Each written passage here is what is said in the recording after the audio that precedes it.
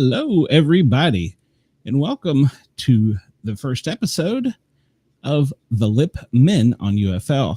I am Sportcat. I'm proud to be kind of like behind the scenes button pusher. So I welcome everybody, but I'm not here to pontificate because I'm a newcomer to the UFL. This is up to the Lipp Men. So let me introduce them real quick. We have Jeff and we have Jake, and then let me do that. I better get you guys in order. There'll be a fight. So that's our actual sizes. Yeah. So yeah. I'm just gonna call me skinny right up there. Oh yeah, I forgot to mention we are live on Yergz Radio, YERGZradio.com. We are live on YouTube, Twitter, Twitch, Trovo, Kicked, LinkedIn. I probably forgot some places, but we're kind of a big deal all over the place. The Lipp Men are growing. If you want to call in and talk to us, you can call us at 1-888-88-YERGZ. That's 1-888-88-YERGZ on your phone pad. And we've already got some listeners in here. Homeboy is welcoming us. What's up, homeboy? Always happy to have your support. Even though you can't not to curse. Beyond the box, Brenda is here. Welcome. KG is here. Welcome. And we also have Uncommon Soul. So we have a few followers already. So hey. All right. Is that Kevin Garrett? Kevin Garnett, I mean? No. It's a young lady out of Oklahoma, I believe. All right. Well, that's almost as good. Glenn, I want to thank you for being here. So first of all, let's introduce ourselves. I am a Lipp Man. I am Jeff Lipp Man. And I'm the son, Jake. It is great to be here. Thank you very much, Glenn. It is a pleasure to be here on your network today. Yeah. So this is fun. So first of all, I want to thank the Sportscat Network, the Misfits, the Power or Normal guys, the Grit and Guardian gang, whatever banner we are exactly under. And because, folks, this all happened so quickly. I do want to also thank our prior platform, which was Unpopular Review. So thank you to those folks. And if any of you want to support Unpopular Review and me, I will be doing the Raw review show tonight at around 11:10 on Unpopular Review Wrestling. But this was a notion. I knew Glenn, had the sports group, and I know he was looking for content. And I said, hey, well, me and my son, we've been doing a UFL podcast. This is technically our 6th episode, first on this network. If you want to find the old ones, you can, a couple ways, you can go onto the Unpopular Review Sports, and you can see all of them. I believe the 4th episode is in 2 parts because we had technical difficulties in the middle, which is the same reason why you can't find that one on audio. The other 4 are under the Garden of Doom feed, which is my baby of a podcast. So if you want to listen to them, you can. This came about because of Garden of Doom. And one day I got one of those email messenger requests, and I saw this, gray-haired guy with his handlebar mustache. I'm like, don't know this person, don't recognize that name. Not a crypto bro, not a porn bot, not one of my existing friends whose account's obviously being hacked. So I'll go into the profile. The account wasn't open 3 days ago with 2 followers. So I'm like, okay, I'll respond. And so I respond, and he's like, hey, I watch your show, and would you like to be a guest on the Power Normal Guys? So for those of you who recognize my voice and or my face, it's probably because you've seen me on Power Normal Guys 2 or 3 times where I am known as the paranormal attorney. So I said to Glenn, who we talked quite a bit. We've swapped some guests and things like that. Said, hey, do you want to have the UFL podcast as part of your content? And he's like, sure. And then it turned into, can you do a live show? This, and no one needs to be bored by the whole thing. But within 4 days of beginning to end, this all came together with show art and all that. And of course, Jake had to agree to the concept as well. Because, just because I'm the dad doesn't make me in charge. He's obviously an adult and has agency and where his face and likeness goes out to. And we both want to grow. So we're both very excited to be here. So thank you, audience, for indulging me in that. Yes, please. I'm going to sleep over here. Let's talk some football. Let's do it. So it's week 3 of the UFL, and some overarching themes. I think that play on the offense is getting better. Slowly but surely. The offensive line seemed to be gelling better. It's still defense strong, but it's not so overwhelmingly defense strong. And the teams still seem to be pretty similar. There's not a lot of differentiation between these teams with some notable exceptions. Those were my impressions. What are yours? Yeah, I mean, I think the biggest thing that I keep coming back to is the kickers seem to be the most talented players on the field, which is unbelievably impressive to me. I mean, we're seeing 50-yard field goals made like they're extra points, and this is a league that doesn't even have extra points. So it's been very fun to see a league that's built up on scoring, have these extremely talented kickers. Jake Bates leading the way. I heard some reports that NFL teams are contacting him and his management illegally, trying to get him up to the NFL. I mean, he will most certainly be there soon. But overall, I mean, I think we've been very harsh on the running games. And I think we're seeing a little bit of a return of a ground and pound attack. And that's opening up the aerial attack for the offenses. And I think we've seen a common theme where a lot of these defenses are consistently there. There's mistakes, there's errors, but the defenses are bending and not breaking. And it's good football. When you're talking about that, the special teams play is very different than what you're used to in the NFL. And it's leading to a lot of big plays. And, you know, we might be a little negative at times, but it is coming around. And I'd like to hear the statistics you have based off of the attendance, because I think that's really the next level of the UFL. We need people showing up in the stands now. Yeah, there was a little bit of good news and bad news, and I agree with everything you're saying. There was definitely more of a commitment to trying to get a run game with mixed success, and sometimes the person that we thought was going to be successful wasn't necessarily the successful one, but the quarterbacks are looking better. Anyway, so here are the Week 2 ratings. San Antonio at Memphis, that was an ESPN game. It drew 718,000. Arlington was at St. Louis. That was an ABC game, and that was 908,000. Sunday games were Birmingham versus Michigan on ESPN, 903,000. And Houston at DC on Fox was 849,000. On average across the board, not terribly different, but there were 2 games in Week 1 which exceeded 1 million. So, you know, people are telling me that's normal for things to settle down after Week 1, and I know that's the case with lots of shows, but with sports, it's supposed to grow. You're supposed to grow your fan base and grow your audience. So, I mean, not to pile on the negativity, but those numbers aren't great. They're better than the other spring leagues were in the past. So whether they're good enough for the networks, I have no idea. Whether the advertisers are flocking to them, I have no idea. They're getting sponsors, but most of these sponsors pretty much signed on before there was really gameplay, except for the Army, and that's probably just because the government takes a little bit longer than everyone else to sign anything. So I don't know if you have anything to add to that. No, I think you're seeing a mixed bag when it comes to the attendance in the stadium. I mean, the Michigan Panthers, it's been very unfortunate to see the dwindling number of fans. I mean, they weren't even strong Week 1, and they've had 3 home games, and I think it's declined a little bit each week. So that's why I'm wearing my Pro Football Hall of Fame shirt, because the city of Canton, as we mentioned last week, they've been beginning to start trademarking some team names, and I really do think there's going to be some movement in year 2. I think the Michigan Panthers right now are on the hot seat, and I think there's some other teams that, you know, if the fans don't start getting behind them, there might be some movement and some rebranding going on. But I think overall, we're moving in the right direction. I actually thought the ratings would drop a little bit lower. I mean, everybody wants to see Week 1, and I think it stayed a little bit consistent Week 2, Week 3. And I think as we get to the end of the season, we'll see those numbers start climbing up. The football is just getting better and better. So, yeah, football. I mean, all day, baby. We're here to talk football, and you know, it's the greatest sport in America. I don't think that the networks are ever going to have a problem putting it on. I think any time an ESPN or an ABC can have football, I mean, they're going to. So, well, I'm wearing my St. Louis Battlehawks shirt because of you, because that was one of the picks that we split on, and you got it right and I got it wrong. So I figured I should wear the shirt in that case. So a couple of bits of news. So some key injuries. San Antonio's Destroying. He's out for the season with a fractured neck. We have running back Devin Ross from Michigan on IR, but he's expected to be back Week 8. And Michigan signed wide receiver Semen Nakua.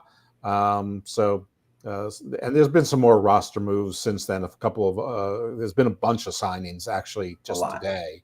There was also already a union grievance. There's already a labor dispute. Apparently, there's something called the Player of the Week, and they're supposed to get $1,000 bonus, and that's in the contract. And the Players of the Weeks for week 1 and 2 didn't get their bonuses as of yet. So the Players Association already had to file a grievance, and no word on if that's been resolved or what the situation is. But that's that could be growing pain. So let's just chip that. Let's call that growing pain. So game 1 was the DC Defenders versus the Arlington Renegades. The attendance at Arlington, Texas, 8,411.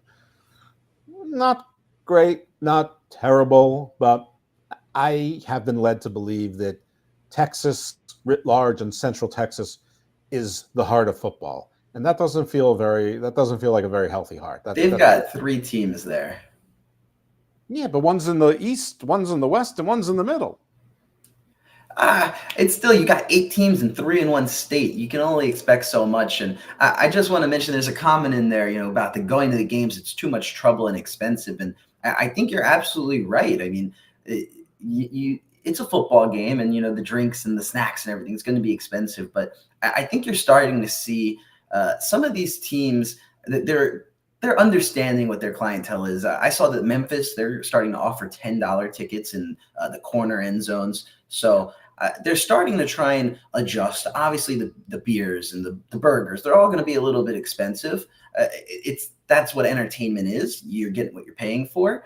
But I do think that they're getting a little bit smarter. They're making it a little bit easier and more affordable for families and people to go. So I think you're absolutely right. And I think the league's adjusting. So I think we just need to be patient with that topic. But going back to the game, I mean, we called it. I said that this game was probably going to be the highest scoring game of the year, or thus far at least. I believe we were split on this pick, and I believe I was right and you were wrong. But I picked DC. Wrong game. DC Arlington? I thought we were talking about St. Louis, San Antonio here. No, I'm going in the order of the games as they were played. Well, let's just backtrack there. But, DC did what DC does. We split on this game, and this one I was right. You know what? I'm okay to admit when I'm wrong, and I was wrong twice there. So that was good work by me. It's okay.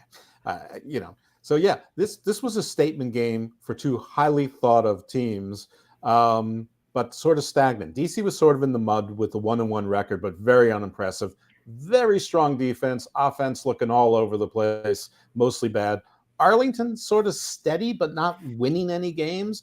And Arlington won the championship in their respective league last year, but they won once again with a 4-6 record in the regular season. So everyone's like, hey, we're waiting for Luis Perez and crew to get up there. They started the game, they were focusing on a running game. For DC, Ta'amu was showing a little bit more running ability, escapability. He was moving around a little bit more comfortable. But it felt like the same story for a while. Solid defenses with wobbly offenses without much of a running game. The first half was basically trading field goals. You had a long field goal by DC. Then you got a nice touchdown to Tyler Vaughn's for Arlington, making it 3-6. A lot of mixed extra points. There were more conversions this week than last, but that's something that we pointed out in prior weeks, that the extra point options, whether it's 1 point, 2 point, or 3 points, there's a lot of missing, no matter what yard line they're going for, and some strange coaching decisions. In my view, either they're just not doing math very well, or they're coaching very optimistically, thinking that they can get 2 scores when they can barely get 1 score. Yeah, and I mean, the extra point's going to be a point of contention for a very long time. I feel like when you look at it, you got the 1 point, which is your traditional extra point, but you still got to get 2 yards. You don't have as much space to work with. The 2 point, you still got to go 5 yards. Gives you more options, but the risk reward there. And then you go back another 5 yards to get 3 points, which I don't think we've seen any team try more than once. And I don't think I've seen one successful yet, but that's the whole wild card. I mean, you're getting a free field goal. So it's very interesting to see what's happening. This is the one rule that I don't think really has any credence in the NFL. I think this is a great idea for this type of league. And I think it will get better as the season goes along, as the coaches figure out what's happening. But I don't know. We mentioned it earlier, the kickers. I mean, Matthew McCrane, he had 3 for 3 with like 340 yarders. So I think, I don't know. I think it's very interesting, this whole extra point. The kickers are now Prospecting US said the traffic and parking is crazy too. I understand parking in any sort of, lot is, at game day parking is always going to be a pain. But the traffic, it doesn't seem like that many people are going to the games. And I wonder if these are just not, major league setups, that they're not used to traffic. Maybe they're college campuses where a lot of people walk there. Yeah, I don't quite get what's going on there. So Luis Perez looking pretty good in the first half. He had another touchdown pass to Peyton, and then they got their 2 points through Lindsey Scott running it in, barely, but he got it in. Yeah. So at this point, it's looking pretty good for Arlington. It's 3-14, and then DC comes back with a touchdown to Chris Rope, and there was another botched extra point, so it was 9-14, and I just point out that at this point that DC had dropped 3 interceptions at this time. I mean, this game could have been completely out of control, and they dropped 3 interceptions. So their vaunted defense, which was strong, and those are still defensive plays, but so anyway, DC got another field goal, made it 12-14. Then Arlington with a field goal, 12-17, and DC issued a challenge. So they call them the super challenges. The coach lost the challenge. It seemed like it was a dumb challenge to me, and no more timeouts. The officials later on overturned an incomplete pass on a touchdown, correctly so, in my opinion. It's still fun to see the ref booth, the official booth up there. I actually really enjoy that aspect of the game and the transparency. And I love listening to Dean Blanty. He's so well spoken. He knows how to control himself, in the heat of the moment. I mean, this is a live situation that you're hearing him comment on exactly what's happening, communicating with the refs on the field, watching different angles, and then also talking on the broadcast. I mean, it's a lot going on at once. And I specifically really like Dean. I could do with some more of that in the NFL. Absolutely. So then we had another Tiamo touchdown pass, this time to Brandon Smith. The 2-point conversion was not good again, so it was now 18-17 DC. Lindsey Scott had a rushing touchdown, and there was a 2-point conversion, so now it's 18-25. So this is pretty fun. Stoops also lost a challenge then, and all of his time out. So both coaches, losing challenges, I guess call that a push. I'm not really impressed with Bob Stoops as a coach on the. I think he really benefited from being at Oklahoma and the Wishbone and the Wildcat, and just being like the king of the state there, and having so many raw recruits. I've always thought he was sort of over it. Sorry, go ahead. I actually kind of think that he's doing a fine job despite the record. I mean, it's crazy to say that they're 0-3, and I think that they were the better team. And yeah, a lot of that comes to coaching, but you need to be effective on the field. And they were aggressive early in the game, and they kept pushing the tempo a little bit offensively, but it just seemed like there wasn't any enthusiasm from the players as the game went on. I don't know if they were tired. I don't know what it was, but the second half just wasn't it wasn't beautiful for them. And they had a very beautiful first half comparatively to DC. So I don't know. What's your last few notes on the game? Because I have a couple thoughts on some individual players. Well, there was a 4th and 12 that the DC went for, and they missed it. I still think it was the right call, because I think that these clocks go too fast, and I think that there was the right aggressive call. There was another field goal then by Arlington to make it 18-28. And then all of a sudden, somehow DC got a rush touchdown with a 2-point conversion. It was 26-28. They did the 4th and 12 option again because they're behind in the fourth quarter. That is a rule that's unique to the UFL, and that is if you were behind in the fourth quarter, even if you do not convert on 4th down, you can have basically a second 4th down to go to 4th and 12 to convert.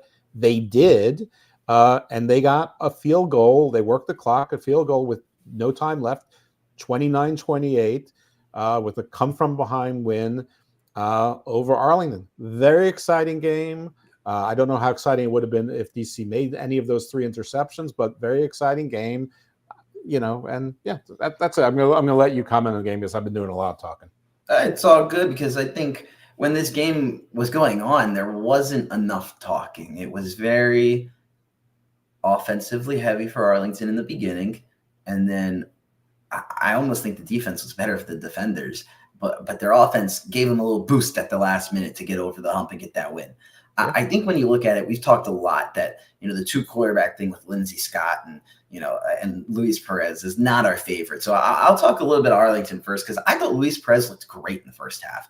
Him and Tyler Vaughn's had 5 catches in the first quarter. First play of the second quarter, he catches a touchdown for his 6th catch of the game. I mean, that guy's all over the field. He is a stud. He's a guy that is kind of quiet. Him and Deontay Burnett, they both came from USC, I believe. And now they're in the UFL, really thriving as teammates on the same team. And Luis Perez has a knack for finding them. I mean, he's not the most athletic quarterback. He doesn't have the strongest arm, but he can get good throws. He's patient in the pocket. He's composed, and he finds an open receiver when the opportunity is there. And these guys are going up and making plays. And I think their running game has been lacking from the first game. I think their offensive line has really not been as solid as I thought they'd be going into the season. I thought they might have the best O-line in the league. And neither of these guys has time. I mean, when you put Lindsey Scott in there, one play is a touchdown, the next play is almost a fumble. One play is a nice, exciting trick play, and then the next he's hit behind the line of scrimmage. There's no consistency, and Luis Perez doesn't have very much of a pocket, and he's finding ways to get the ball out of there, but they need to do something with their offensive line, or this team's going to continue to struggle and not be able to close out games. And that's what it really came down to for me is they did not have the presence up front to be physical and run out the clock.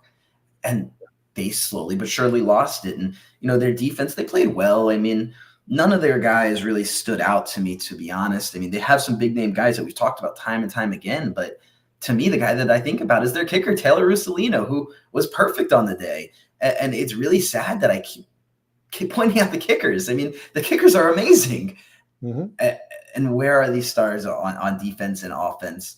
And I don't know, man. I think that there's a lot that Arlington can do better. And it's nice to see you prospecting USA. Thank you for tuning in. We'd love to see you next week, same time, 7 p.m. Right. And good news, you can listen to the rest of the show, again, by watching on YouTube or any of the streaming services or on audio. So perfect. No issues. These are all false choices. And rumor around the town, if you put UFL in on your search bar, this is going to be the first thing that shows up. But when we talk about DC, God, I mean, I just want to, for whatever reason, I just don't like them. And they keep doing well. And it makes me frustrated because they actually are putting together decent games. They're the DC Defenders. And their defense, they're the definition of bend but don't break. They always find a way to get out of the pickle that they put themselves into. And Jordan Te'amu, he is literally the physical definition of what you want your quarterback to look like. And he just doesn't seem to have it for the first 3 quarters of the game. And then all of a sudden you see him using his legs and he's throwing the ball downfield and he's making big plays in the clutch and they win. And it's like, why can't they put together a complete game from start to finish? I mean, he's raw material. He still needs the work. He needs the reps. But when he gets it right, when he gets a play completely right, it's like a thing of beauty. Yeah, and I think he's finally getting a little bit of help. I think Cameron Harris, their running back, started to play a little bit better. He's not the quickest, he's not the strongest, but he can do a little bit of everything. And I think that's very important when you have a guy like Te'amu who can run a little bit and he can pass down the field a little bit. It allows you to disguise your offense. So they have those options with that. And I think I was calling for Kelvin Harmon to get more involved, and he was more involved this week. He had a couple big plays. And you mentioned the guy who got a touchdown, Chris Rowland, the number 12, the little guy out of the slot. And that guy is fast. I mean, they're figuring it out on the fly. I mean, I don't even think I saw Chris Rowland play the first 2 weeks. And then now all of a sudden he's making big plays for them. He had a huge punt return for them. I mean, that guy's shifty. He's quick. He's fast. And he can be kind of like a little secret weapon for them, especially as hopefully they get more healthy. I'm not really sure what Kiki Cutie's injury is like. I think we're not really going to see Puka Williams the rest of the year, who was all XFL last year and really would be a star running back or wide receiver. So if they get either of those guys back, that would help the offense a lot. But they're going to need these guys to step up, and they got plays when they needed it. And, their defense, they bent, but they didn't break. They got their debut by former first-round pick Garyon Conley. He used to play for the Raiders in the NFL, and he played really well. And I mean, I don't know. I always loved DJ Swearinger. We've said that many times, week after week. He keeps making plays, and I don't know. Secret to the audience. I mostly love DJ Swearinger because it reminds me of Al Swearingen from Deadwood. You know what? I have no idea what you're talking about. I know, but all the old people do. And you know what? Let us know in the comments. Give us a call over the radio, because if you've got some good jokes that your son would not understand, he's the guy to tell them to. And I'm the guy to sit here with a smile on my face pretending like I know what's happening. Exactly. So our next game is Memphis versus Birmingham. And Memphis is probably the most fraudulent team out there. Actually, Jake and I, during the week, we were like talking like, I think they're low-key bad. And Jake's like, I don't think they're low-key bad. I think they're high-key bad. And I'm like, yeah, I think maybe you're right. But the commentary, and I know it's part of their job, they were still trying to make it like they're a good team, and Cookus is a great quarterback and all that, and they're facing Birmingham. So this is at Birmingham. Memphis has struggled getting crowds to there, so they had their, like you said, there's $10 tickets, and I expect all of the teams are going to start doing package tickets and family plans and things like that, as long as they don't do what the Minnesota Vikings are doing and doing it, making a kill-free zone where everything's going to be vegan. I mean, talk about, unless that's just to help your local restaurant and food truck industry, I don't know what that's about. It's football, for God's sake. And Minnesota, you're supposed to be Vikings. I mean, I expect that in San Francisco. But this is not my rant. My rant first of all, on the plus, Birmingham, yes, I know Alabama had their spring game, whatever they call it, that a lot of people go to, but they did manage to get 12,265 people in there, which is not terrible. Adrian Martinez got the start at quarterback. I think that was a brave call. I think both you and I agreed that Adrian Martinez brought more to the team, but both of us do like Matt Corral. And I remember last week I proposed a trade and you gave me snaps, which means that I believe that's young people clapping in a less aggressive way. So we like that. But I do have a rant about this game because this was on Fox. Fox is a pretty major network used to having sports. There was a buzzing throughout this entire game, which sounded like somebody was mowing the lawns outside the whole time. And what it was is that all of the field microphones were not working. So the sideline reporters, you couldn't hear them. Brock Eward, you couldn't hear them. The referees, you couldn't hear them. Everything that was going on the field was just going. And this was all game. So it's not like, listen, everything has technical issues. But there's supposed to be producers and directors and tech people out there. So first they try to fix it. It doesn't work. But first you shut down the feed, try to fix it. It doesn't work. And then when you realize it's not working, just shut it down. Okay, Brock Eward, sit down. You can do nothing, or get the important report and run up here. Come up to the booth, whatever it is.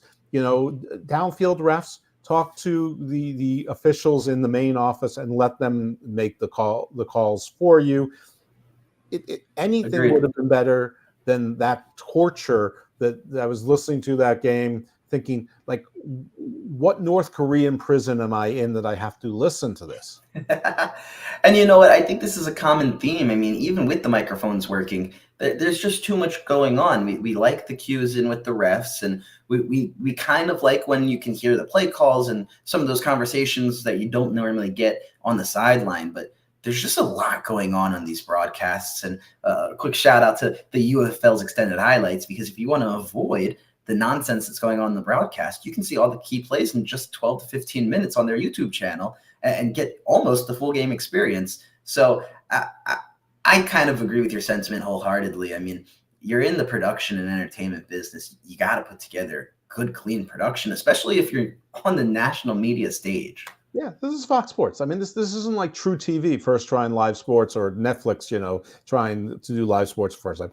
Anyway, this game, listen, I don't want to go blow for blow in this game. Maribel, who we were praising last week as a starter, really played a more limited role for Birmingham. Adrian Martinez was probably their lead rusher. Sternberger was there in the clutch. Cookus, he looked okay in the beginning, but he got hurt early twice, maybe 3 times. He keeps coming back into the game. He's tough. I pointed out last week that it looked like he was hurt. They said he wasn't. He was fine. He went to he didn't make it to the locker room. He sat on the steps. Commentary wasn't sure if that was worse news or good news. Turned out it was good news, but maybe it isn't. He might be trying to play through an injury and hide things, because apparently he broke his leg 3 years ago, and I think he's been desperate to prove he can be an NFL quarterback ever since. I'm here to tell you, no, you can't. And what he should have done is he should have built his body up, because he's really too lean for this game. Not You're for the mean. UFL. Yeah, he's lean. No, you're mean. That was harsh. Oh, yeah, well, Case he's lean Cookus and is a I'm good lean. quality quarterback. And I'll Well, go in on the offensive line a little later, but their offensive line was horrendous. he They did gave get up like 8 benched by his sacks. coach. He did get benched by his coach in the second half, so he couldn't be that good. I don't know. Troy Williams, the backup, came in and he didn't look much better. I think that you can't blame the quarterback every time. Yeah, well, I mean, that's sort of what happens with the quarterback. But I'm a backup quarterback myself. I did not deserve any of the blame. Right. So listen, Birmingham, while Birmingham is the most competent team on the league. They're the team that looks the most professional. Even their uniforms are the best. But going into it was 6-0. A couple, there was a touchdown to Sternberger. They of course missed their 2-point conversion. I don't know why you go for a 2-point conversion this early in the game. Why not just go for one? Like, I feel like people are trying to go for extra point conversions when they don't need to, and they're not going for the extra ones when they need to. I don't understand these coaches. I know they have charts, but they're like doing 3 scores ahead. Like, you can get 3 scores in a 5-minute offense, and they can barely get 1 score in a 5-minute offense. And usually it's a field goal, as you've pointed out eloquently over and over again. But and shout out the kickers in this game, Matt Coughlin and who's the guy for Birmingham? Why am I drawing a blank? Chris Blewett. I mean, they both had perfect games as well. Another great game for the kickers. He didn't blow it at all. They have some funny names for. There's a guy named like Schmitz. The guy I can't even pronounce it. It's and my guy TJ Pleasure, the Pleasure Man. Yeah, wow. Dun, dun, dun, dun. So we have this game looked closer than it was. So by the end of the first half, it was 6-12. I'm reading this. Memphis had 6, and they're the home team, so it was actually 12-6 Birmingham. There was a penalty re-kick, and Memphis cost themselves. So Birmingham, the first kick, the coverage was excellent. Maybe that was the penalty, and then the re-kick, they returned the ball over to basically over the 50-yard line, and then there was a touchdown to Marlon Wills or Wilkes. No, it's Wills. Extra point again, or conversion, no good. So it's 6-12. Then we start trading again. It was Marlon Williams, the former UCF wide receiver. So don't be so rude to us, our Knights guys over here. Yeah, I'm sorry. Yeah, my handwriting is both atrocious, and the thing I'm writing on is an old calendar. So sometimes the printing for the day and the number and things like Christmas Eve are there, and I can't tell. You got lawyer pig scratch. It's terrible. No one should use me for handwriting. So trading a bunch of field goals. We get to the point where it's 12-15, then it's 12-18 at the half, or 18-12 for people who speak normally. And that's Birmingham in the lead. Cookus gets benched for Williams in the fourth quarter. He proceeds to throw a fourth quarter interception with 2 minutes left.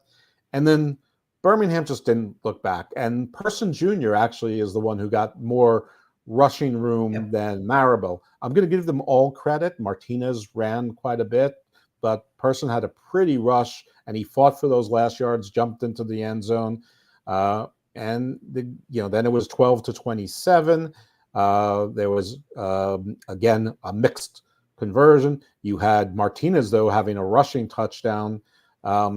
Actually, it was Person got into 12-18. It was Martinez that got them to 12-27, 27-12. And then after the interception, they scored again. And the final game was 33-12. And it just Birmingham, the first half was close. The second half, it just was not even close. It was a shellacking. And you're absolutely right, because Birmingham ran away with it. I mean, it was a close game for a while, and I think you're absolutely right. Where CJ Marable, the guy that we were calling the best running back in the league for the first 2 weeks, he took a back seat to Ricky Person Jr., which I don't think is necessarily a bad thing. I mean, they rode the hot hand, and their best runner was Adrian Martinez. I mean, and that's crazy to say from a guy who had 300 passing yards. He was their most dynamic runner, and I believe he threw 2 touchdowns, and he just found a way to get that offense going. And so shout out to Ricky Person for running the ball hard. Maribel is still involved, and I think you'll see a lot more of him going forward as well. But you really need to give credit where credit's due. And let's talk about Deion Kane for a second. I mean, number 8, that's the guy I used to see on the Colts. And I'm trying to pull up the stats that I have here. He had like 100 yards, I think. Yeah, he had 7 catches for 144 yards. Marlon Williams, again, don't hate on Wilkes. That's a UCF night right there. 41-yard touchdown on his own right there. I mean, and Jay Sternberger, you mentioned it briefly, but that's a guy who has probably been the most vocal advocate for the league when it comes to the player side. And he had a great game. He made a couple big plays early on. He was a steady hand throughout the game. You can tell he's a leader on the field for that team. So I really do like Jay Sternberger. And I feel bad for Matt Corral because Matt Corral's a 3rd-round pick in the NFL. I mean, that's a guy he's very credentialed. He's a very good quarterback. He's got a good arm. He can run. And I think when you put him on a team with Adrian Martinez in a league like this, I mean, Martinez's legs are just too dynamic. And when the arm talent is similar, yes, Corral probably is the more talented thrower. But when the talent is similar there, I mean, the legs make all the difference in the world. And you saw that Ricky Persons, who's a very aggressive runner, was able to get those lanes and the lanes that were not there in previous weeks. Mm-hmm. So I think it was a very shrewd move for them to put Martinez in there. Early in the season, they were saying, oh, we'll split snaps, get both guys some time, some reps, some video to show to the NFL teams. But I mean, maybe it's time to trade Matt Corral. And there's a team that I'd like to talk about that could use a quarterback. I mean, we kind of just mentioned them. Their opponents. They could use a quarterback too, because Troy Williams, he came into the game and he didn't even have a second to throw. And I don't know. The offensive line was just rough. I mean, I don't know if you want to piggyback off anything I said, because I can go on a tangent here. Well, I'm just not sure what they would trade for Memphis. But, yeah, I think the Matt Corral is the 4th best quarterback in the league, and there's 5 other starting quarterbacks. So, yeah, I agree. Go on your rant by all means. I shouldn't have all the fun. Well, I want to talk. We mentioned Deion Kane and Marlon Williams. I want to mention Amari Rogers. We talked about him a little bit here and there. He had another big return. He's an explosive guy. He made a nice catch down the sideline, and so did Ricky Persons. He had a really impressive catch on the sideline.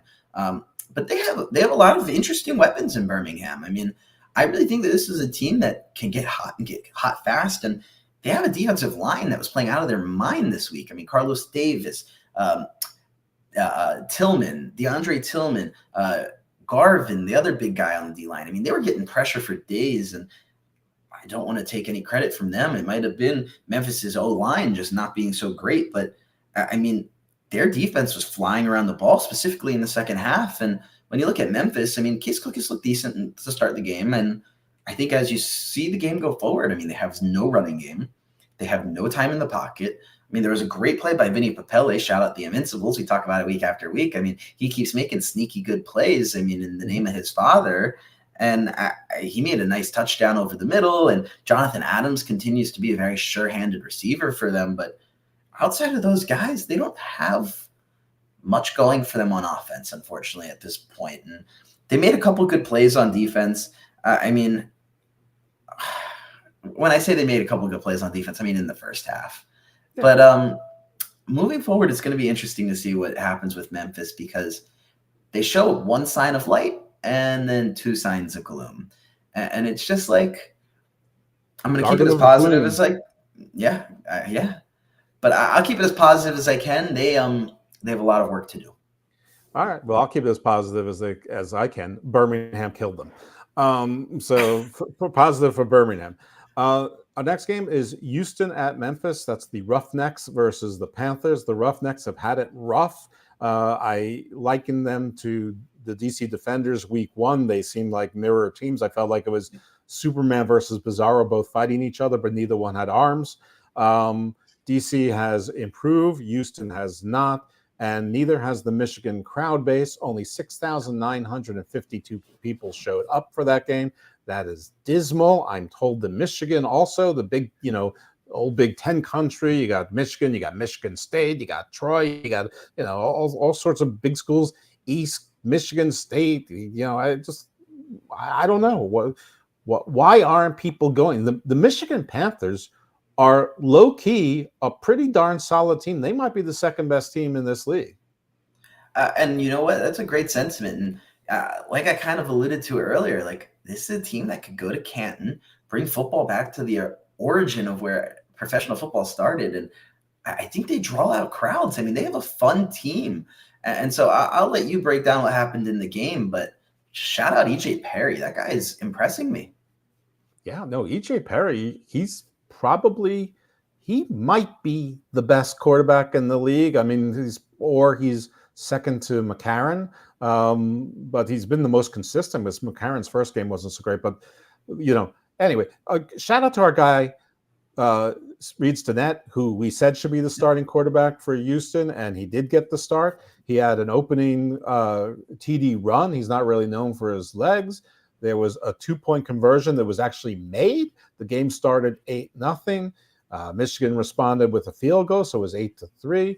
Hillis was giving them a running game. I'm sorry, Hills, not Hillis. I would disagree. Well, I felt like they struggled. I mean, he might have been he's a bruiser, but I feel like he didn't have any carries that went longer than 5 yards. Well, and you're right, because we're still in the first quarter, and he in the beginning, he gave them a little bit of a running game, and it looked like it was going to be optimistic. So I'm trying to keep things positive, but it became, more -1, -2, 3 yards, which isn't enough in this league. But EJ Perry is very steady. He had a rushing touchdown. They missed a 2-point conversion. And so there was also Stinnett had an almost interception. And they got lucky. And then Stinnett threw a pass. This one was not his fault. The wide receiver, it sort of deflected off of his arms and bounced and turned into an interception. So that counts against Stinnett, but it really wasn't his fault. The receiver should have either caught it or at least knocked it down. Houston had a bit of a running game. They got a field goal. It then became 11-9. It was a nice 2-minute drive towards the end of the half, and Jake Bates hit another field goal. They tried to ice him again with a timeout. Nothing. This was a 64-yarder right down the middle. He's like a robot. It doesn't matter. He could. I honestly believe that he could hit an 80-yard field goal, and it would go straight down the middle. And for anybody unfamiliar, we've said it week after week, but this is a guy that hasn't kicked a field goal since his senior year of high school. He was a kickoff specialist and played soccer in college. And he shows up in the UFL and is the best player on the field every single time. He's getting girls' phone numbers in the stands. I mean, he's a beast. He's a beast. Sorry to interrupt, but he's a man. What? No, this is great. I didn't know he was getting people's numbers in the stands. Good for him. Game respect game. Awesome. Yeah, no, I mean, he's not a man. He's a machine. I've never seen anything like this. It's just, I mean, someone should check his DNA to make sure he's human and not some alien race that has an excellent leg. I mean, it'd be a weird conquest if we're conquered by aliens who can, just kick us really hard. But so be it. I mean, up to it. And one more thing to add there, Uncommon Soul is UFL college football. It is not. It's kind of like the minor leagues. It's a spring league. It's a developmental league. They don't work in tandem with the NFL, but they're providing a lot of opportunities for these players that have just come from the college ranks to turn pro. And for those of you that are not familiar with Jake Bates, going back to him, I mean, there was a side-by-side when he was in Michigan last week. He kicked a 64-yard field goal, which Justin Tucker has the NFL record, and they put his kick with Justin Tucker's, and Justin Tucker's kick needed to hit the crossbar to get in, where Jake Bates has had another 5 yards. Yeah, they're building a statue for Jake Bates right now. But, I mean, Uncommon Soul, you can go back and listen to the original shows, because, newsflash, Jake and I didn't watch these leagues in prior years either. So what the UFL is, it's the merger of two professional spring leagues that didn't seem to be making sense alone, and they figured they'd merge together. It was the XFL and the USFL, both of which have roots to the past, going back into the 80s with the USFL, and then they tried it again, and then the XFL was a Vince McMahon thing, and then Rock and his ex-wife Danny Garcia, they own it, and The Rock basically owns this new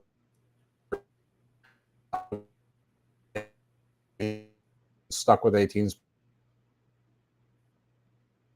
16-team league, but I think they're going to need viewership and fan support for that. But maybe they don't. Maybe they have a 5-year plan, and maybe the networks are on board. I don't know. I'm not in that room, but that's what the UFL is. It is a pro league, and it is spring league, sort of like the Arena Football League or the Canadian Football League. It's just another option out there. And an opportunity for certain players who didn't make it on NFL teams to maybe show their wares and get some opportunities. And there has been some back and forth. And we've talked a lot about it in detail, like even down to the pay scale and things like that on the prior shows, because we were learning for people like you, for us. We didn't know anything about this league either. So, so thank you for reminding us that not everybody listening to this knows what the UFL is. So this game is 11-12 at halftime, meaning 12-11. Michigan was ahead. Again, the home team had, so 12-11. Marcel Sims gets a 66-yard touchdown pass, and it was not a long pass. Marcel Sims made this play, and then a 2-point conversion followed that. So you get right after the half, it goes quickly to 11, 18, and then 11-20, just like that. And that was a great play. I mean, that would have been a highlight for any game in any league. And yes, you're absolutely correct on Common Soul. After college, but before the NFL. All right. So then we have a big kickoff return by Isaiah Henry, 75 yards. This leads to a Houston field goal, of course. A lot of field goals, 14-20. E.J. Perry, he has his second rushing touchdown of the game, and there's a successful 2-point conversion. So 14-20 turns into 14-28. And then we have Colburn with a rushing touchdown, missed extra point. Colburn is a name we've said a lot. I don't know that he's done much up until this game, but it's good to see this offense sort of moving around. And Michigan was competent on both sides of the ball. Missed extra point, of course. So at this point, it's now 34-14 Michigan. Houston did have a TD pass to Hall. They had a 1-point conversion, missed, of course. And then so at this point, it's 34-20. Hills and Colburn, in my mind, were a nice 2-headed monster. Hills didn't get a lot, but he was a threat in the middle. I know he didn't do much. He probably only had like 27 yards, but he did. I think sort of like Maribel opened things up for Person Jr. I think Hills maybe opened things up for Colburn, but Colburn was a monster for Michigan, and it's nice to see this team getting balance, and they have a good defense. And while Birmingham is the most competent team, I can now say they are not the only competent team. Michigan is a competent team, and they're a good team. Felt like I was watching a professional football game when I was watching them play. So that's all I have on that game. So I'll take it away from here real quick. I mean, I don't have that much to say besides, wow, Jake Bates, baby, that's the man. And when we're talking about kickers here, I mean, we'll give a quick shout out to J.J. Molson. He's done nothing wrong, but he also doesn't have the opportunities because this offense doesn't get the ball on the right side of the field very often. And it's sad to say that, but you look at a guy in Reed Sinnett who got the start, and he looked very impressive at the beginning of the game. I mean, he's very good in the short and intermediate areas of the field. When he goes down the field, it's a little bit of a mixed bag. But when they can be quick and they can move fast, I mean, at the end of the first half, they had a really nice drive getting put together. So, I mean, when they keep it simple, they do decent. I mean, they need more of a running game. I like TJ Pleasure, but he was more of a receiving option this week. He didn't do much on the ground. I would love to see more of Tion Evans, but we haven't seen much of him. And I don't foresee a quarterback change here. I think Reed Sinnett's going to get the snaps, but they do have Nolan Henderson as the backup. So that is something to see. I mean, he's also another mobile guy. I think he's very similar to Reed Sinnett maybe, but we'd have to see him on the field. I mean, I only really saw him in the preseason and training camp with the Ravens for a year. So I don't know him very well, but I that is something to keep at the back of your mind. You might see that change going on, but I mean, this is a team who, Kiki Chisholm stepped up for them last week, and this week it was more Emmanuel Butler and Justin Hall, which that's a good sign, multiple options and whatever, but you need to get the ball in a position where you can score to use those options. And, their defense is led by some guys. I mean, Reuben Foster and some other dudes on that team, but I don't know. They are, I'm trying to be nice here. They're just a rough team. I mean, they have a lot of improvement to make. And I think this game against Michigan, we talked about it. Michigan, they're the grinders of the league, and they're not going to be an easy out for anybody. And they kept it close for a while and then ran away with it. And I didn't like Danny Etling coming in for a couple drives here and there. I don't know if EJ Perry was struggling with injuries at any point, because I actually thought EJ Perry was looking good. I did too. And I don't know. I like the way that he runs. He makes smart reads. I forget what school he went to, but he's an Ivy League guy. So he's very smart. He plays like it, and he's got surprisingly good arm talent for being a small guy. I mean, I don't know. EJ Perry's been the surprise of the season so far, and they're going to keep riding his back because their only losses to the best team in the league, most likely. So, I mean, when you look at them, they've got guys. I mean, and they're not the biggest, most flashy names, but you got a Trey Quinn who made a lot of big catches throughout the game, and you saw him be kind of their go-to guy when they needed to move the chains. And Devin Gray showed up a little bit here and there, and you mentioned it, Matt Colburn, he had his best game of the year. So they have all the potential in the world on offense, and their defense is just solid. I mean, they're not amazing, but they're solid. They don't make mistakes. They fly to the ball. You got a guy in Kai Nakua. Puka Nakua is our big brother, and he's making plays. And you've got other guys like Breland Speaks. He might have had the biggest sack I've seen. I mean, if this was the NFL, it would have been an unnecessary roughness call for the way he took the quarterback down. And they were getting pressure all day long. So this is a team that when you have such a gritty defense and such a solid offense and the best kicker in the league, they're going to be a tough out. So I'm pretty high on Michigan moving forward, and I think this was a good win for them. And Houston. Yeah, I'm going to keep saying it until they don't deserve it. Houston, there is a problem, and it's not just your necks that are rough. Everything there is rough, from above your neck and below your neck. The whole thing is rough. And I was really jaded by one of the podcasts I was listening to in preparation for learning the UFL. And the guy was babbling about the Roughnecks. We're going to go 12-0, 12-0. And I mean, they're 0-3, right? So, I mean, so I guess 12-0 is out of it. Anyway, that brings us to our last game of which was the St. Louis Battlehawks. I already teased the end against the San Antonio Brahmas. I was all in on San Antonio. They overachieved in week one. They were doing fun plays. They were playing solid defense. Week two, they got themselves behind, but they never gave up. They took advantage of some of those rules and had sort of a miraculous come from behind win. But I guess it wasn't that miraculous when DC repeated it the next week. So maybe it's just a thing that's going to happen in this league. Anyway, and who was right predicting this game? You were right. That's why I'm wearing the shirt in homage of you. I was all in on the Brahmas. But good on San Antonio. They had almost 12,000 people there, 11,790. Good, not great. McFarland was in the game. He was a pretty good hoss for them, but he was very active early, but they couldn't convert. That's sort of been the story with San Antonio. Is that well, really league wide, too many teams are settling for field goals and missing those extra points at the same time. St. Louis really gave San Antonio more options than they should have had. They had two early defensive penalties. When they were on offense, McCarron was very efficient. He had a rush TD. They're missing their extra points too, but 6'6" Hakeem Butler is a big target, and he was being thrown to a lot. Somebody said that he reminded them of Marcus Colston. He reminds me more of Herman Moore.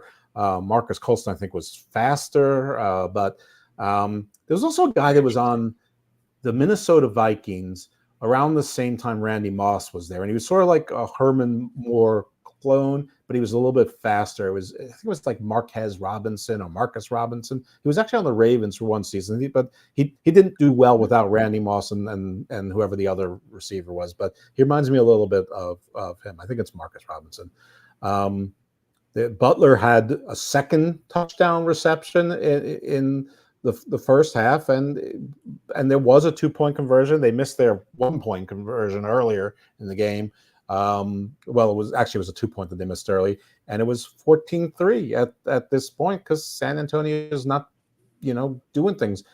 Garvers makes a 4th down, so that's great. So he's not giving up. So I'm still on my San Antonio wagon train. They're going. There's no quit in this team. There's, can there be a miracle? They have a trick play. They're going back to those trick plays. The trick plays work. They get a rush TD from Lovett.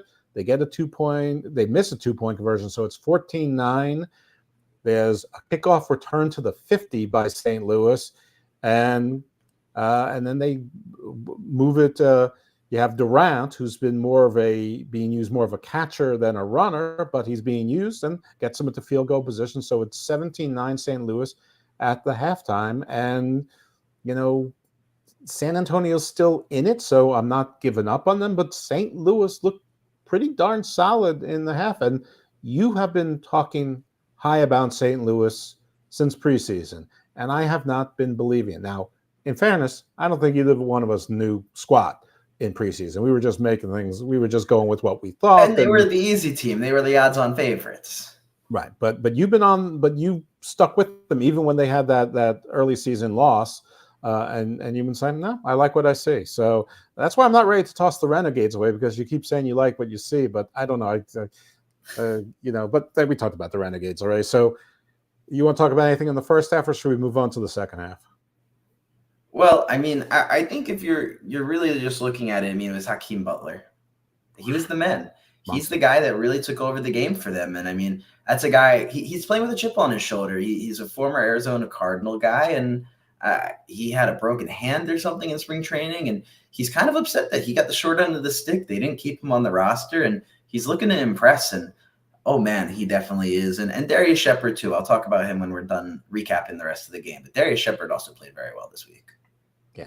So we should say that the Santoso is who replaced the San Antonio kicker Destroying, who's out for the season, and he was perfect on the day. But field goals don't get it done. They did score a field goal in the third quarter. It was 17-12. Now there was a defensive penalty on Garver, so St. Louis again letting San Antonio sort of be in the game. The quarterback for St. Louis, E.J. McCarron, who some of you may recognize from Alabama, right? He was the Alabama quarterback. Two-time national champion. Yep. And it was used on the Cincinnati Bengals. He actually asked for his release so he could join the UFL. He was the leading rusher. And you mentioned week one that his body language was sort of iffy. He didn't really seem like he was a leader. But this week, he definitely seemed like he was the team leader. And last week, we sort of saw the transformation. But this week, he definitely felt like the team leader. Like this is his team. He's not like bullying people. He's being like what you want to see in your quarterback. He's fiery, but positive. Yeah, I mean, he got that one rushing touchdown, and I just remember he threw the ball. I don't know if it was a spike or just a little celebration. He goes, "Woo!" and you could hear it on the broadcast. And I think that's the mics were working in this game. Yeah. Yeah. So we have a field goal. It's 20-12. Then San Antonio finally gets a touchdown with a McFarland rush touchdown. They go for two, miss it. So it's 20-18 at that point. You have Sellers trying to get the rushing game going. Apparently, he was a scratch last week. He was benched for whatever reason, but he actually gave St. Louis a pretty decent rushing game. Again, there's no great rushing games in this league. So even if you have someone that gives you, 10, 12 carries for 45, 55 yards, that's something. And he did that, got them into field goal position. It was 23-18 at this point. Mack had a TD pass catch. But then there was another Sellers rushing touchdown.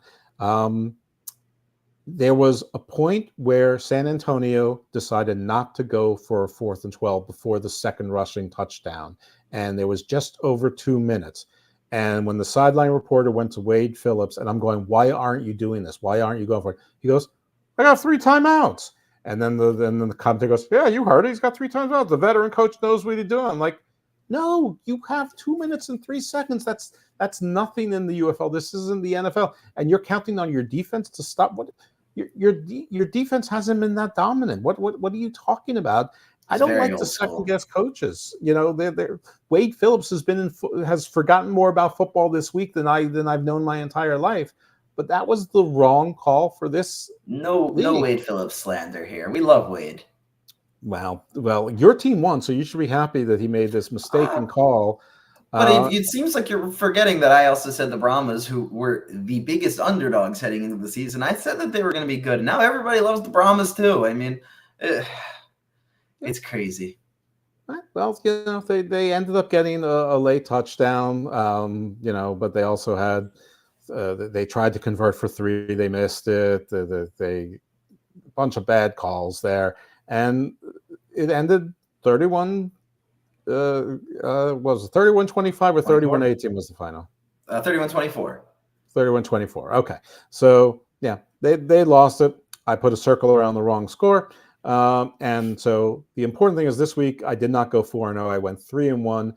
But listen, I'm not counting week 1. I didn't know jack squat. I was learning the teams. I was watching how they were playing. All those picks were just based on paper and speculation. But ever since I watched it, 7-1 since I've watched the league. How about you? Where are you standing? And you know, we were split on 2 games, so I ended up 3-1 as well. I'm 6-2 on these last 2 weeks. I think we were both 2-2 week 1, so I guess 8-4 overall, which really isn't bad.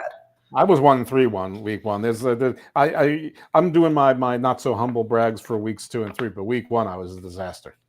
But, I mean, you got to find some consistency. And before I go and take over a little here, I believe we're a couple minutes over a message that our host Glenn was going to give. So I'll shut up for a second real quick and let him take over for a minute. No, I was just going to say we will take a quick break in here for any of our radio viewers. So hold on 1 second and bear. Let's get ready to rumble! I'm Miranda Maverick, and when I'm in fight camp, I never listen to the Sportcat podcast.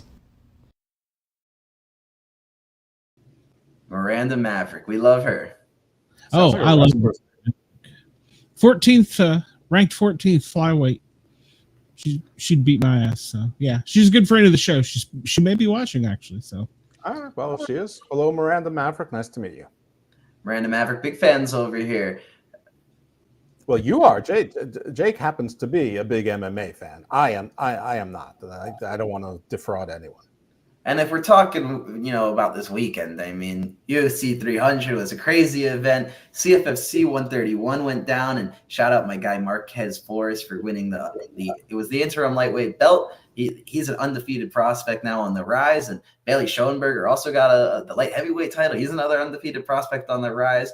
There was PFL. I mean, there was so much going on. And yes, Marquise, UFC 300 was amazing. Some crazy highlights. Max Holloway, Justin Gaethje, that's an all-time moment right there. My boy Potan, Alex Pereira. I have never seen him smile or taunt, and he knocked out Jamal Hill after getting hit in the nuts. He's the man, and put him on UFC 301 in his home country of Brazil, please. But enough of that. We're talking football here. We can definitely talk UFC another day. And you know, you hit it right on the head on the nail. I mean, AJ McCarron looked rejuvenated this week. He ran the ball. He threw the ball. And he seemed emotional, which I liked. I don't want a quarterback. He was playing for himself, it seemed like, early on. And this week, it was more about the team and camaraderie. And it was just more of a hype man, which was great to see. And you know, Mateo Durant, he's been not a bad running back at all for them, but seeing Jacob Saylors come into the game, I mean, he was explosive for them, and he was good in the pass game. He was able to use his speed on outside runs. I mean, they're starting to really put it together, and they hit some bumps on the road. I mean, the Brahmas gave them a run for their money, and, you know, I do like what they're doing over there. I mean, Marcel Aitman was very quiet this week, but it's okay because Hakeem Butler had like 6 or 7 catches with 2 touchdowns, and Darius Shepard made a couple big plays, not just receiving, but in the return game as well. And I think when you look at the rest of their team, I mean, Jake Sutherland, the tight end, also, he made a couple big plays. So they're really coming together. And I think I've tried to pronounce his name every week, and I probably said it wrong every single time. But Peter Taumo Upenu, the edge rusher, number 7, I mean, that guy's probably the best edge rusher in the league. And we're talking about a league that has some really high, drafted prospects from the NFL. Does he acknowledge his tribal chief? You know what? If you're talking about Roman Reigns, I could not tell you if he even knows who that is. I'm sure he does. And I still acknowledge Roman Reigns as my tribal chief. And you know what? I'm more of a Rock guy. Go Brahmas. But with that said, Rock. So, But, the Brahmas are his baby. And, Ben DeLuca is probably my baby on that team. That guy keeps making plays, play after play after play. I will not stop hyping up the safety there. I mean, he is really good. And I can't wait for him to get another shot at the NFL if he keeps making plays on defense. Him and Peter Taume Upenu, they're both really playing well for them and leading that defense. And, we've talked about the kickers a lot. So Andre Schmidt, will keep it really short. But I don't think he did anything wrong either this week. So another great game for the kickers. And when we're talking about San Antonio, I mean, Ryan Santoso, he didn't do anything wrong. I mean, I really didn't notice him very much. But Brad Wing, the punter, had a great tackle with good form. So you can tell that they've been putting those special teams guys through the ringer since Destroying's injury and Destroying another UCF guy. So that's very sad to see him go down. And, I mean, he made a huge tackle. It's just he doesn't know how to tackle. And so that's probably a good skill to have when you're playing football. Yeah. But when we talk about San Antonio, they may have lost, but I think there's a lot of wins for them. And I think when I say that, I mean, I've never been sold on Chase Garbers. I've always liked the surrounding team. And I think Chase Garbers, we're seeing his strengths and we're seeing his weaknesses as expected. And he's the kind of guy that's going to help them get through the season. But when you look at their running game, they finally got John Lovett involved. And he's a big bruising back, and he made a couple big plays. Anthony McFarland, I think they used as good as they've used him all year. I mean, I saw a couple plays with 2 running backs in. They used him in motion. They were running him outside. He was breaking tackles and juking guys, and I think he scored a touchdown too. I don't know. I love Anthony McFarland, University of Maryland alum, and I don't know. I do think that their offense is really good. I mean, they have Jontre Kirkland, who's really been the go-to receiver for them. Then they still have Marquez Stevenson, who's a speedster, and Cody Latimer, and I mean, when you move to their defense, I mean, you don't recognize most of those names. And I think that's a good thing. None of these guys have the NFL pedigree. They're all college guys. Some of them have dabbled in the CFL and the Canadian Football League, and they're just aggressive. They play Wade Phillips defense.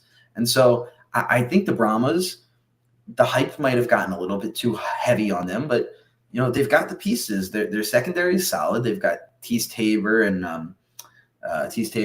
Darius Phillips at corner. And I think that they're going to keep doing what they're doing. They're going to keep blitzing. They're going to keep relying on their secondary, and they're going to keep finding a way to win football games. So I was impressed with St. Louis. This was probably their best game to date.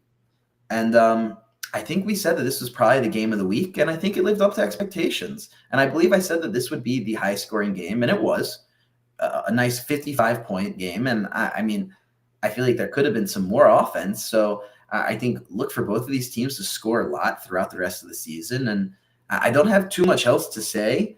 But I think this was a good game. And I think it was overall, I mean, I've been a little critical. I definitely think that the football has been a little bit lower level than I'd like it to be. I think a lot of that chalks up to the offensive line play. But I think that we're moving in the right direction. So I don't know if we're ready to jump into predictions for next week, or if you have any other thoughts on this week. No, if everyone's seen me looking like I'm distracted, it's because I am. I've been trying to find the TV ratings for them, and I tried on Twitter, and now I'm trying on Facebook in football groups that I'm in or out there, and I can't. I guess they're just not out, and sometimes that happens. I say my paranormal assistant was unable to find them, and she's been searching since the beginning of the show. So yeah, we have gotten them in the past, but I guess with the lower numbers, it becomes a lower priority to be reporting on Mondays versus Tuesdays. Or sometimes there's delays for all sorts of reasons that are completely unrelated to anything else. So we'll have them next week. Maybe we'll even have 2 weeks worth of ratings next week, and then we'll have some direct comparisons as opposed to your memory. So yeah. Shout out to Shay. Thank you for trying. And I thought you were going to mention that the Orioles just hit a 2-run bomb. They're up 6-2 now over the Minnesota Twins. Or maybe Caitlin Clark. That's breaking news. She got drafted number 1, and we've already seen that they've raised their ticket prices almost double, and they're already having 90% of their games in Indiana next season being nationally broadcasted. This is the team with the number 1 pick. So congratulations to Caitlin Clark. I hope you take the Big Three's deal, because you'll make like 12 times more money in the Big Three than you will in the WNBA.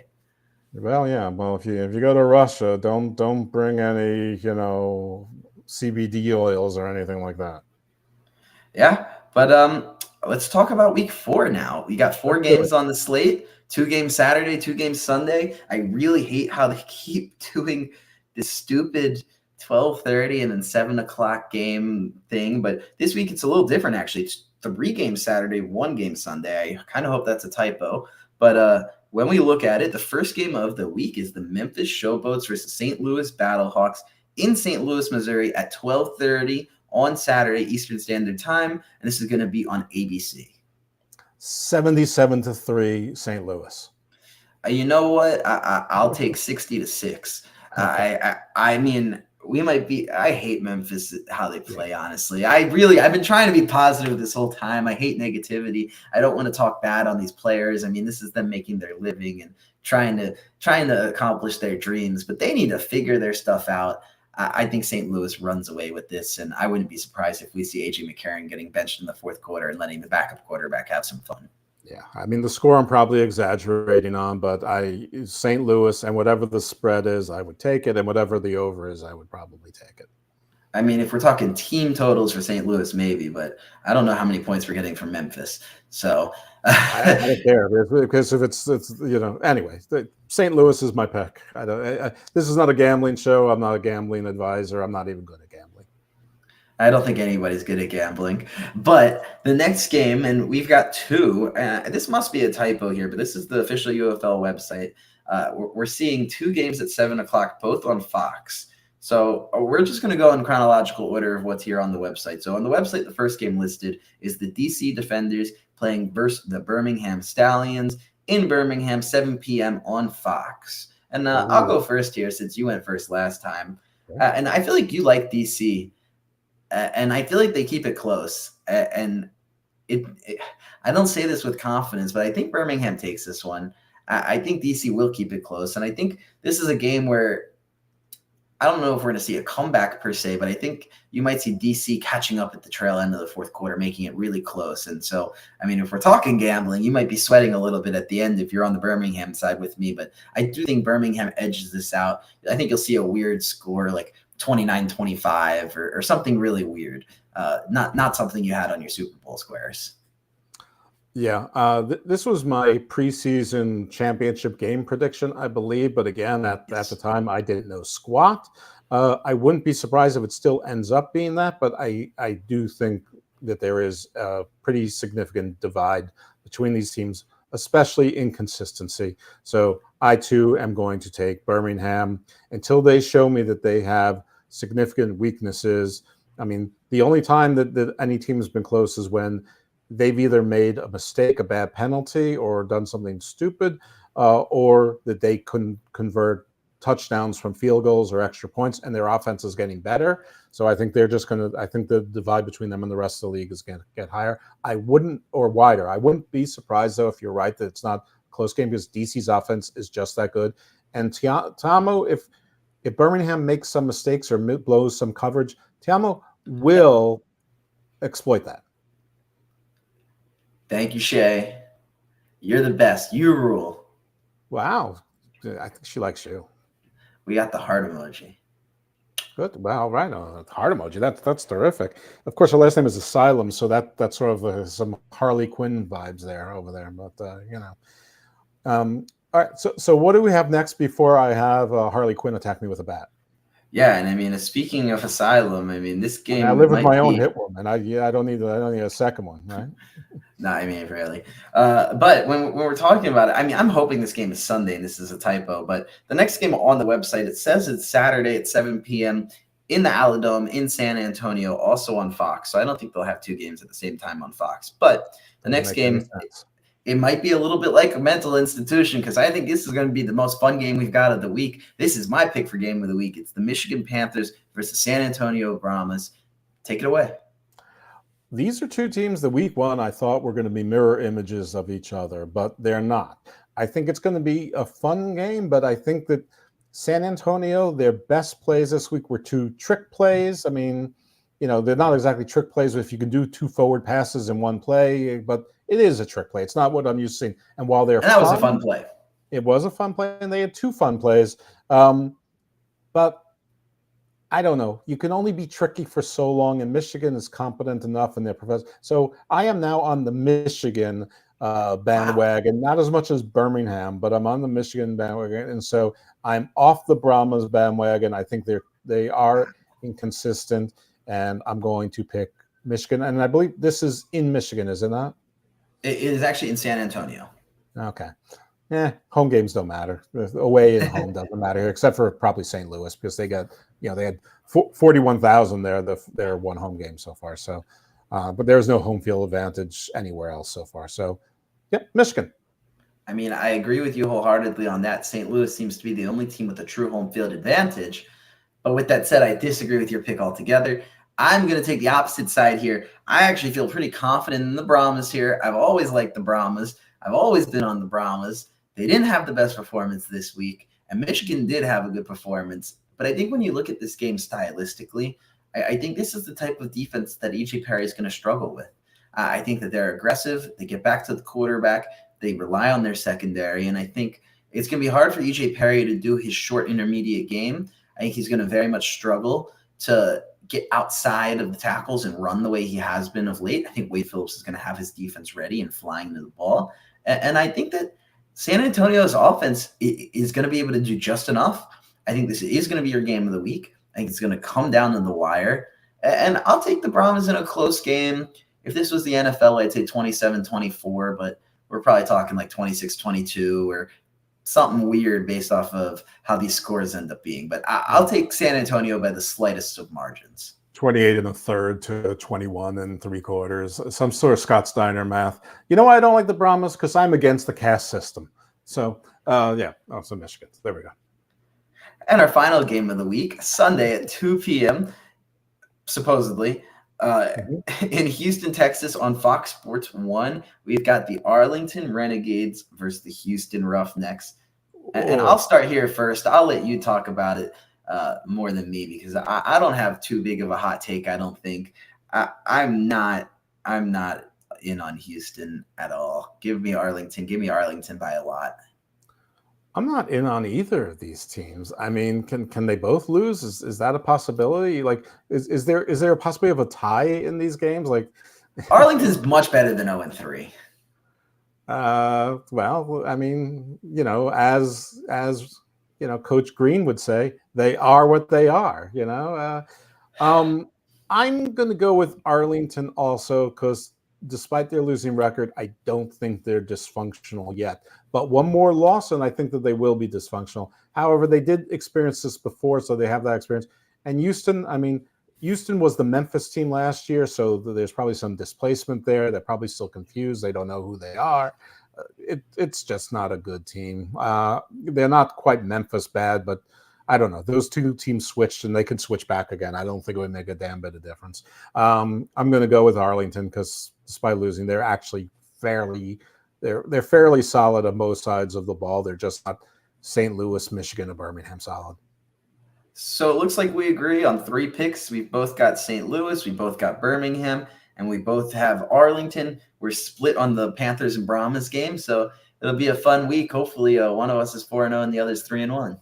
Hope so. I sure hope so. We're not here to make controversy. We're here to be right. So we're doing that. And I don't know. I see Shay blew some kisses. I assume those are to you. And then pointing out Dancing Queen. That's definitely for me because I was the one doing the Chris Farley. I live in the van down under the bridge by the river kind of thing. You go, Queen. Yep, absolutely. That's right. I get Killer Queen. That's me. So and yeah, with that new network, knew us. We kept it under an hour and a half for once. That's right. I was watching the clock. I was, because we were hitting that 58 minutes. And I'm like, oh crap, we haven't even gotten past we haven't got to the fourth game yet. But sorry, Glenn. Gunnar Henderson home run, 7-2 Orioles. And Glenn, you can always tell us to speed up or give us hand gestures. No, you're doing great. You're doing great. I could edit out a little bit if I need to. So we're doing great. You're fine. Okay. We're live on Yerg's Radio. If anybody wants to call in, 1-888-88-YERGZ on your phone pad.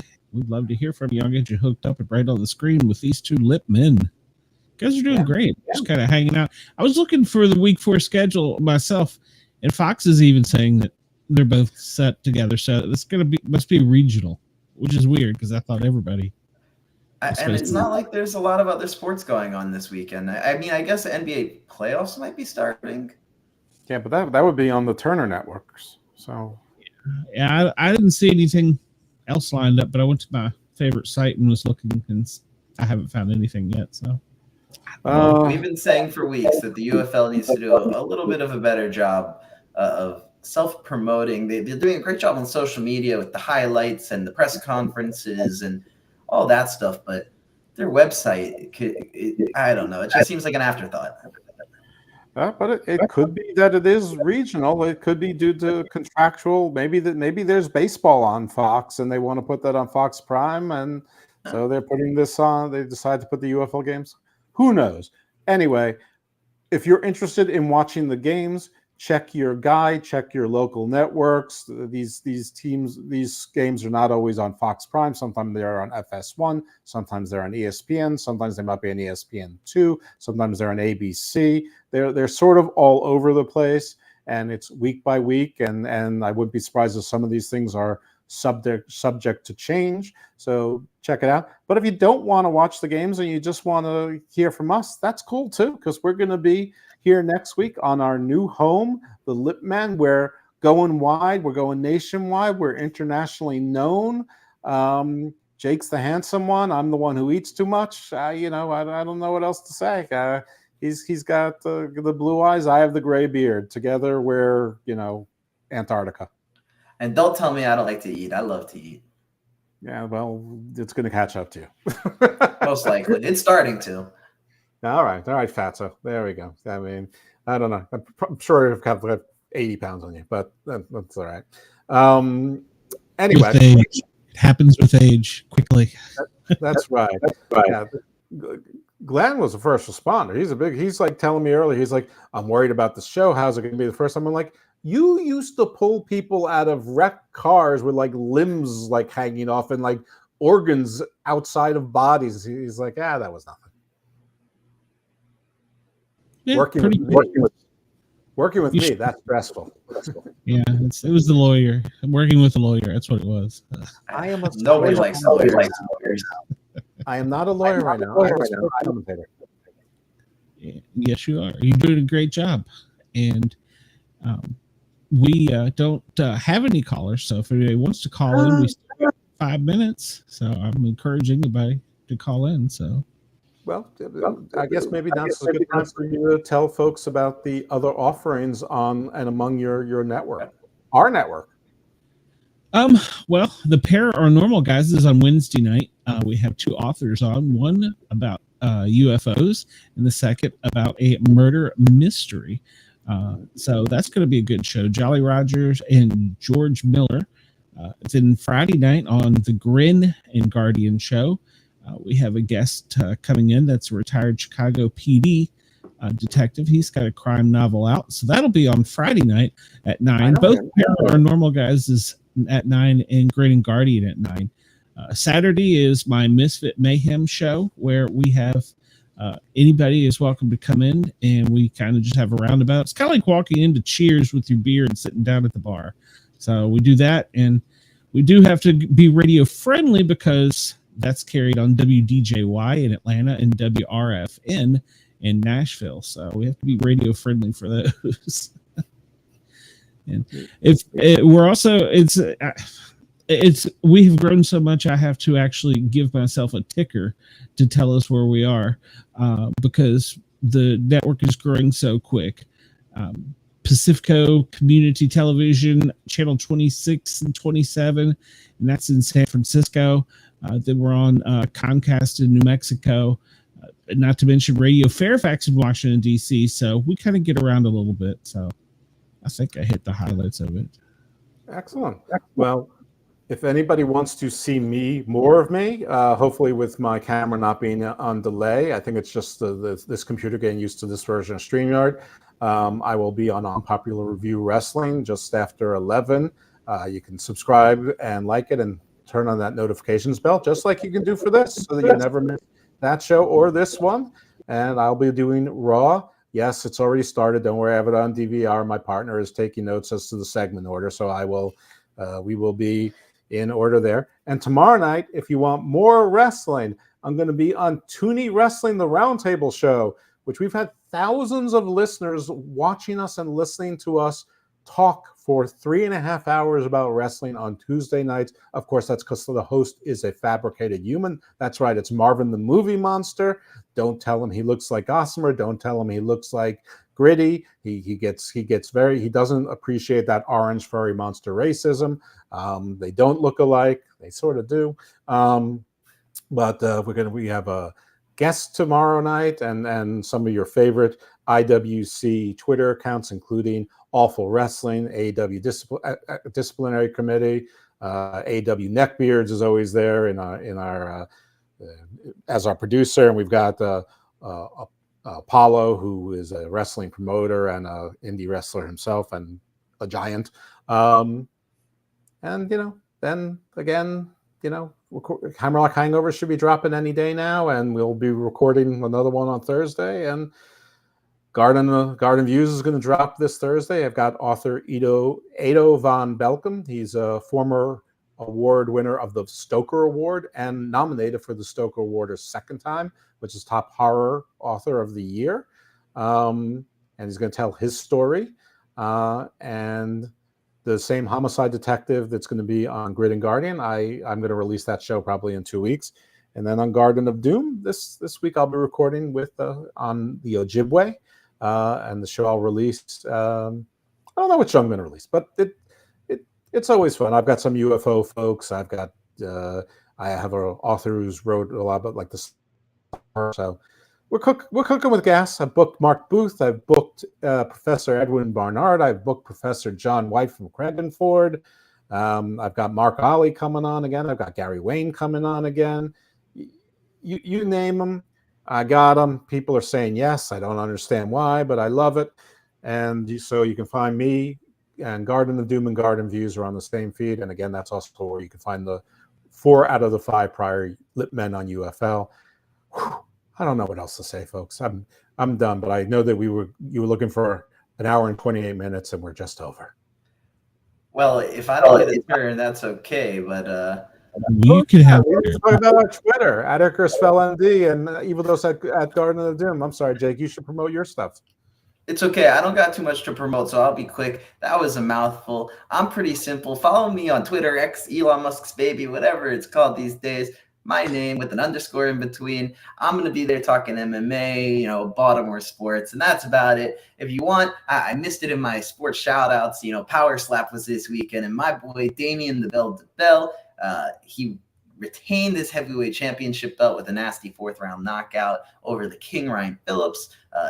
Done 2 interviews with him over on my YouTube channel. That's half retired, half alive, who knows, Behind the Cage Door on YouTube. So if you want to check out some of those cool interviews I've done, some guys you might know, Charles Radke, Damien the Bell, as I just mentioned, Andre Petrosky, and a lot of other guys. Cedric Gunnison, he's preparing for a fight in LFA. So a lot of good stuff over there. But follow me on Twitter. Let's talk about sports. Have a good time. And I just said more than I deserve to say. So that's all I've got. That was awesome. Yours is so much better than mine. I need something for me. He does sound organized. All right. Well, everybody remember, we enjoy having you on this channel. So please like, follow, subscribe, hit that thumbs up button. If you're not listening to us right now, the Para are Normal Guyz with a Z is the YouTube channel where you'll be finding everything. And please follow us. Gentlemen, anything else tonight? Or did y'all talk yourself out? I said too much. Well, I'm ready for dinner. Yeah, I was thinking that too. So I don't know what we're gonna have. So hopefully something good. Jeff, thank you as always. Appreciate it. We'll sneak you in as a paranormal attorney soon. And Jake, it sounds like I need to get you hooked up with some MMA stuff. So Let's talk. All right, sounds like a plan to me. Ladies and gentlemen, appreciate it. Please remember to like, follow, subscribe, thumbs up. We are also carried and will probably be replayed. I don't have the schedule on that on yergsradio.com. So look for that soon. And until next week, right, gentlemen? Same time, same bat channel? All right. 7 p.m. We will see you soon.